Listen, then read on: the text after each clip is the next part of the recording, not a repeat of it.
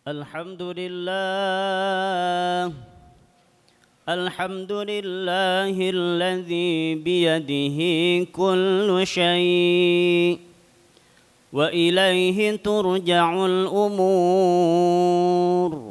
Ashhadu an la ilaha illallah wahdahu la syarika lah, al-azizul ghafur. وأشهد أن سيدنا ونبينا محمدا عبده ورسوله المنصور. اللهم فصل وسلم وبارك وكرم وعظم على سيدنا ونبينا وحبيبنا وقرة أعيننا ومولانا محمد وعلى آله وأصحابه المغفور.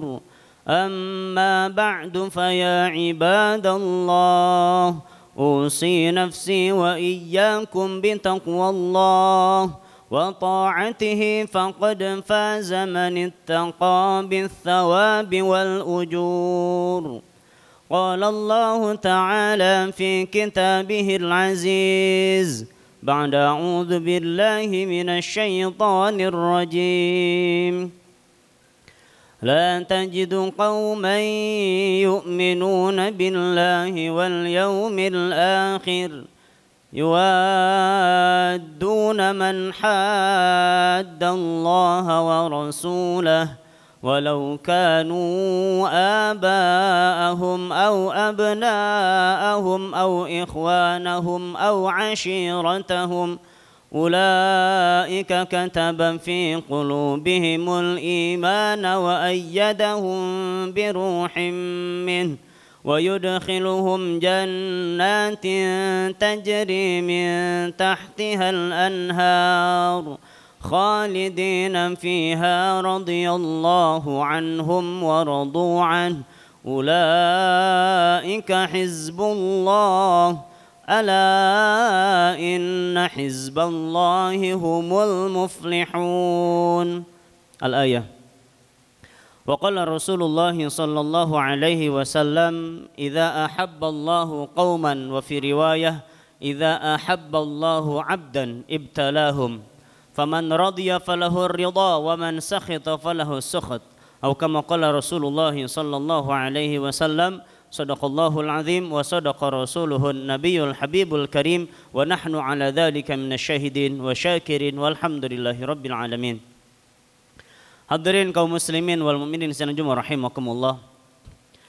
Puja serta puji dan syukur kita panjatkan kehadirat Allah Subhanahu wa taala, zat yang senantiasa memberikan kepada kita berbagai curahan karunia, rahmat dan nikmatnya atas diri kita.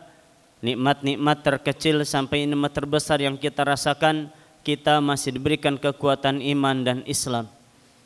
Mudah-mudahan salawat serta salam senantiasa tercurah limpahkan kepada Nabi besar Nabi Muhammad sallallahu alaihi wasallam, Nabi yang telah memperjuangkan kita di hadapan Allah Subhanahu wa taala dengan syafaatul uzma'nya, sehingga kita dijadikan oleh Allah Subhanahu wa taala umat yang terlebih dahulu memasuki surganya Allah Subhanahu wa taala.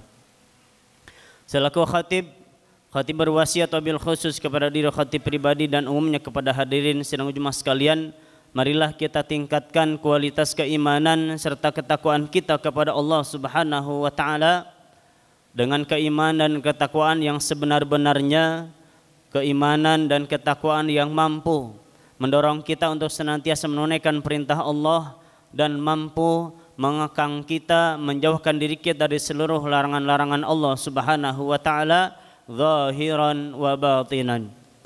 Hadirin sanjum rahimakumullah. Sudah menjadi ketetapan Allah Subhanahu wa taala, kita ini adalah hamba Allah, ciptaan Allah Subhanahu wa taala, dan Allah Subhanahu wa taala adalah Tuhan kita. Allah Subhanahu wa taala adalah pencipta kita. Allah Subhanahu wa taala yang menggenggam seluruh daripada urusan-urusan kita. Selebihnya daripada itu, kita sebagai manusia Allah berikan akal, Allah berikan pikiran. Dengan akal dan pikiran kita mungkin saja kita punya rencana, mungkin saja kita punya keputusan, mungkin saja kita punya prinsip dan sebagainya, akan tetapi semuanya kembali kepada kehendak dan keinginan Allah Subhanahu wa taala. Allah Subhanahu wa taala telah menegur kita di dalam ayat-ayatnya bahwa bisa jadi sesuatu yang kita sukai tapi tidak baik buat kita menurut Allah Subhanahu wa taala, dan sebaliknya tidak kita sukai tapi baik menurut Allah Subhanahu wa taala. Dan ini adalah bukti ketawakulan kita kepada Allah Subhanahu wa taala dan bukti kita menampilkan ridha kita kepada Allah Subhanahu wa taala terhadap apa yang sudah menjadi ketetapan dan ketentuan Allah Subhanahu wa taala. Dalam satu riwayat sahih disebutkan ketika Nabi SAW sedang duduk di Masjid Nabawi, kemudian datang seorang laki-laki, yang laki-laki tersebut dengan berpenampilan rapi, rambut yang sangat hitam, tidak terlihat bekas-bekas perjalanan. Kemudian orang tersebut duduk di hadapan Nabi SAW seraya berkata, "Ya Muhammad, alimna anil iman, anil Islam." Orang tersebut bertanya dan meminta kabar kepada Nabi SAW tentang Islam, tentang iman, tentang ihsan. Maka Nabi SAW sudah mengetahui bahwa orang itu adalah malaikat Jibril alaihissalam yang Allah Subhanahu wa taala utus. Yang menjadi inti pembahasan kita adalah ketika malaikat Jibril bertanya kepada Nabi kita Muhammad sallallahu alaihi wasallam, "Fa'alimni anil iman." Apa itu iman?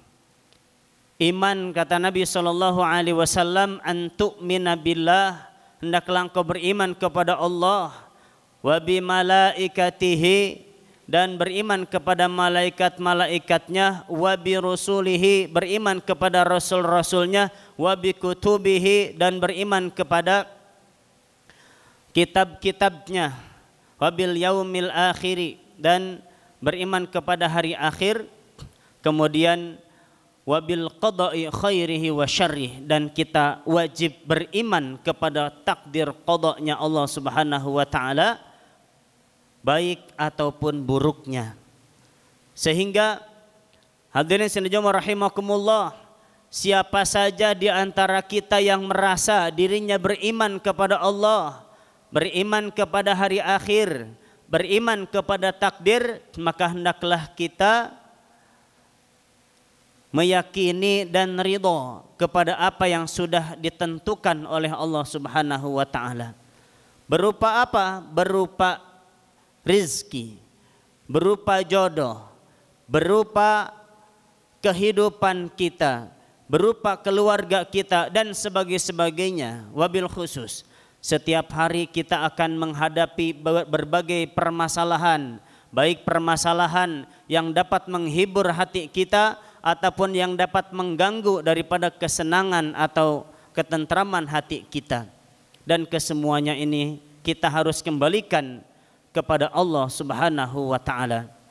Di dalam hadis Nabi sallallahu alaihi wasallam sabdakan, "Idza ahabballahu qauman," apabila Allah Subhanahu wa taala mencintai satu kaum.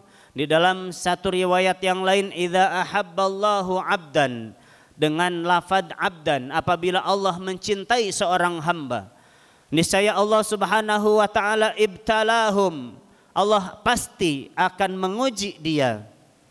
Menguji berupa kemiskinan, berupa kekayaan, berupa kesusahan, berupa kemudahan, dan sebagainya. Maka Nabi SAW memberikan kiat dan solusi kepada kita di dalam menerima ujian Allah Subhanahu wa taala. Faman radiya falahur ridha, barang siapa yang ridha atas takdir, atas ketentuan Allah Subhanahu wa taala, falahur ridha, maka bagi dia pahala keridhaan dan mendapatkan keridhaan Allah Subhanahu wa taala. Dan sebaliknya, na'udzubillah wa man sakhita falahu sukht.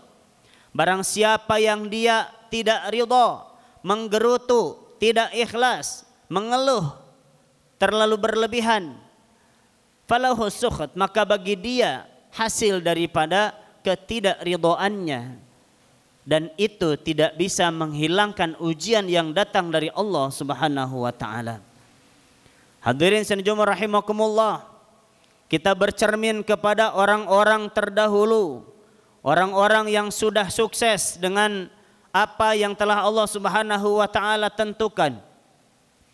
Di dalam riwayat yang sahih disebutkan bahwa Nabi memberikan gambaran kepada para sahabat bahwa ada beberapa utusan-utusan Allah Subhanahu wa taala yang mereka dimasukkan ke dalam tanah, dimasukkan kemudian dipotong dengan gergaji sehingga menjadi terbelah dua dan sebagainya. Para sahabat-sahabat Rasulullah sallallahu alaihi wasallam ketika mereka menerima Islam, Abu Dzar Al-Ghifari dipukuli habis-habisan sampai hampir meninggal dunia, sampai datang paman Nabi yaitu Abbas radhiyallahu taala anhu. Kemudian Sayyidina Bilal bin Rabah radhiyallahu taala an, ketika beliau digencet dengan batu di atas panasnya kerikil-kerikil padang pasir. Begitu juga Khabbab bin Al-Arat radhiyallahu taala anhum ajma'in. Mereka ridha, ikhlas. Bahkan kekasih kita baginda Rasulullah sallallahu alaihi wasallam, dalam riwayat yang sahih disebutkan saking laparnya Nabi sallallahu alaihi wasallam, maka Nabi mengikatkan batu di bagian perutnya Nabi sallallahu alaihi wasallam. Dan ini adalah kesaksian dari seorang sahabat Nabi ketika sahabat tersebut bertemu dengan Nabi dan memeluk tubuh Nabi yang mulia, maka yang dia rasakan adalah satu keadaan yang tidak mengenakan. Karena ketika kita berpelukan sudah pasti perut kita nempel satu sama lain. Dan sahabat terus mengatakan, wahai Rasulullah, ada apa dengan perutmu? Maka ketika dibuka pakaian Nabi Shallallahu Alaihi Wasallam, maka terlihatlah ada 3 batu yang diikat di perut Nabi Shallallahu Alaihi Wasallam. Kalau bukan kekasih kita mencontohkan kita agar ridha kepada Allah Subhanahu Wa Taala, agar ridha kepada semua ketetapan-ketetapan Allah Subhanahu Wa Taala, sudah pasti Nabi kita akan meminta kesejahteraan, akan meminta dihilangkan daripada kesusahan-kesusahannya. Akan tetapi inilah kemuliaan kita sebagai umat Rasulullah Sallallahu Alaihi Wasallam, dan Nabi kita sebagai penghulu daripada seluruh Nabi dan Rasul.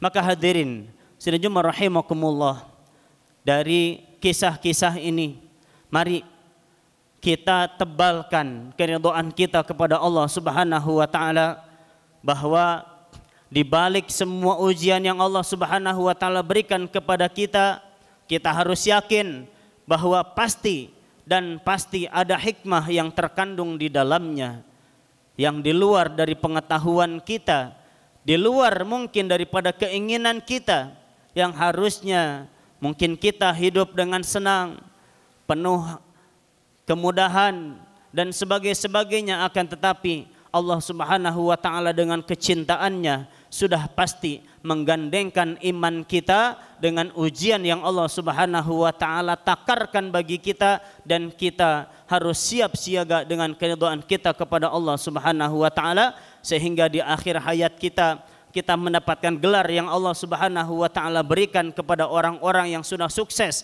pendahulu kita, radhiyallahu anhum wa radu'an. Allah Subhanahu wa taala ridha kepada mereka dan mereka pun ridha kepada Allah Subhanahu wa taala. Karena hadirin sekalian rahimakumullah, imbas dan hasil daripada keridhaan kita kepada Allah Subhanahu wa taala adalah surganya Allah Subhanahu wa taala. Karena sebaliknya, alam yang diberikan kepada orang-orang yang tidak ridho kepada Allah Subhanahu wa taala adalah nerakanya Allah Subhanahu wa taala. Sehingga ketika mereka ditimpa musibah, mereka mendapatkan ujian dari Allah Subhanahu wa taala, mereka kufur kepada Allah, mereka meninggalkan perintah Allah, mereka meninggalkan dekat kepada Allah Subhanahu wa taala. Akan tetapi mari kita tebalkan iman kita, kita tebalkan rasa ridha kita kepada Allah Subhanahu wa taala. Mudah-mudahan Allah Subhanahu wa taala memberikan husnul khatimah di akhir hayat kita dengan mendapatkan keridhaan Allah Subhanahu wa taala, dan nanti kita mendapatkan surganya Allah Subhanahu wa taala. Amin ya Allah ya rabbal alamin. Allah Subhanahu wa taala yaqul, A'udzu billahi minasyaitonir rajim. Bismillahirrahmanirrahim.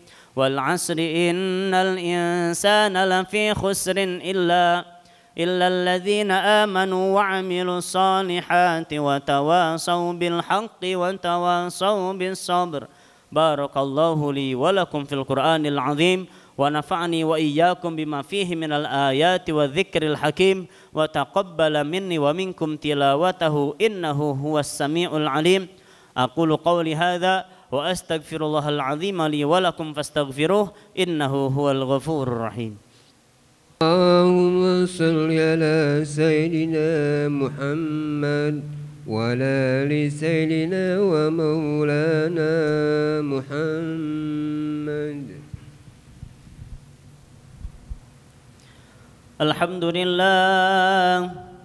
Alhamdulillahi rabbil alamin wal 'aqibatu lil muttaqin wa la 'udwana illa 'alal zalimin.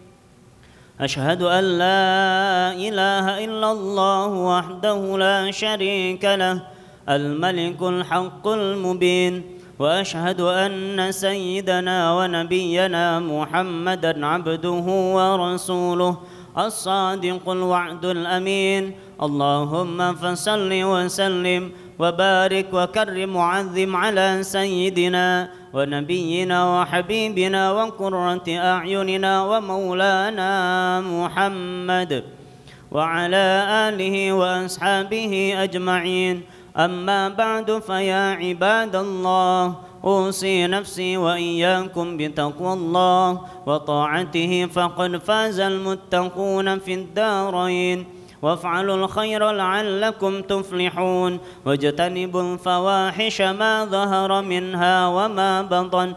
معاشر المسلمين اعلموا أن الله يقول في القرآن إن الله وملائكته يصلون على النبي يا أيها الذين آمنوا صلوا عليه وسلموا تسليما. اللهم صل على هذا النبي الكريم والرسول السند العظيم وارض اللهم عن أربعة الخلفاء الراشدين ساداتنا أبي بكر وعمر وعثمان وعلي وعن بقية الصحابة وتابعين تابعين ومن تبعهم بإحسان إلى يوم الدين وعلينا معهم برحمتك يا أرحم الراحمين. اللهم اغفر للمسلمين والمسلمات والمؤمنين والمؤمنات الأحياء منهم والأموات إنك سميع قريب مجيب الدعوات يا قاضي الحاجات. اللهم اجعل بلدتنا هذه آمنة مطمئنة وسائر بلدان المسلمين. اللهم انصر من نصر الدين واخذل من خذل الدين واخذل من خذل المسلمين. ربنا آتنا في الدنيا حسنة وفي الآخرة حسنة وقنا عذاب النار. عباد الله إن الله يأمركم بالعدل والإحسان وإيتاء ذي القربى وينهى عن الفحشاء والمنكر والبغي يعظكم لعلكم تذكرون. فاذكروا الله العظيم يذكركم واشكروه على نعمه يزدكم ولذكر الله أكبر والله يعلم ما تصنعون. أقم الصلاة. الله أكبر الله أكبر.